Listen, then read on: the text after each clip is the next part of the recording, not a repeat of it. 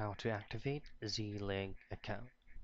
Now before you get started, the very first thing that you have to do first is make sure that you're currently running up the latest version of Z-Link.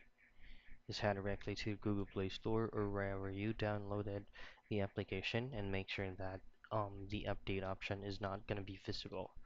If it is, just simply tap on update and it will automatically update by itself. Next thing you want to do is of course access the application. Now just head over to your user profile, which is going to be located at the top right portion of your screen. You simply tap on that. Now activating your Z-Link account is very easy. All you have to do is to complete all these fields right here. Like your avatar, you'll have to set up one. Now all the information needed from personal info needs to be filled out. Everything needs to be filled out. And you'll have to set up a payment method, set up your own username, confirm your email and password, turn on notifications, and that's it. That's how easy you can activate your Z-Link account.